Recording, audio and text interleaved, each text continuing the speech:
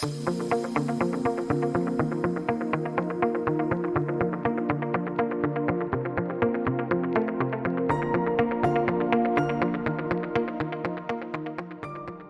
full terms. 10:14, I'm Dimitri Sotis. Thank you for being with us.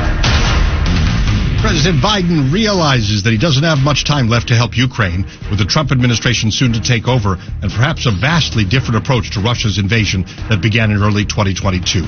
Politico reports President Biden is planning to rush $6 billion in military aid to Ukraine. It could mark the end of the U.S. weapons flow.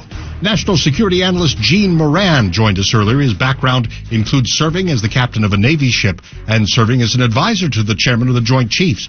Beyond that reporting from Politico, we asked him more about the future of Ukraine as it battles the Russians, possibly with little or no help from the U.S. pretty soon. Unfortunately, the clock has run out here.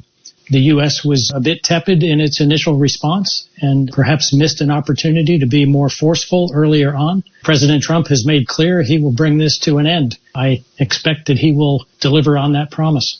I'll explore a little bit the tepid nature of what you were talking about on the Biden side, but what now? Can Europe fill in the gaps? I don't think to the degree that the United States has filled the gap. Certainly there are capabilities, and together we are much stronger than any single nation. But the U.S. has underwritten and over-delivered on capacity for the entirety of NATO. I think Ukraine is about to face a very serious change in its future. We were just talking a minute ago about the White House approach the past couple of years plus. Would you have been in favor then of every time Ukrainian President Zelensky was demanding the latest weapons and plenty of them, that Joe Biden should have just given them to him? I think President Biden turned to the tool that he knew best how to use, and that was diplomacy, to try to find a better solution in his mind. I think he held on to that tool for too long. There was a time when we might have responded more forcefully and with a military action,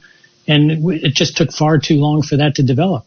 And as the money dripped out, Congress finally said enough and held it up for quite some time. That put a signal in the air that our commitment was inconsistent. How about Israel and the Gaza war? Another massive issue, of course. I would expect President Trump will give Netanyahu considerable maneuvering room, at least in the near term. Netanyahu has ignored President Biden's counsel to slow down and be more cautious and take better care to prevent the civilian casualties and crises that have evolved on his watch. I think with the recent sacking of a defense minister in Israel, that's just the style of President Trump, to let the strong leader be a strong leader. How long that will go on, I'm not sure. What about the needs of the Palestinian people, not just on an emergency humanitarian basis, but in the very big job of rebuilding their territory? It's almost completely destroyed. It's just a moonscape now. I will be surprised to see President Trump move quickly on that. I think he will deploy an emissary so that he has some plausible distance from the issue.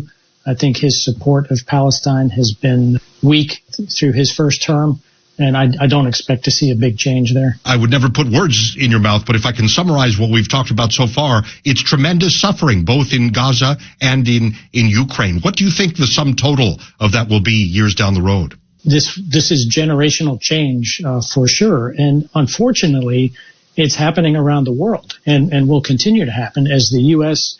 struggles to determine what will its place in the world leadership be. That's national security analyst Gene Moran. He used to run a Navy ship, used to be the captain of a Navy ship and advise the Joint Chiefs chairman.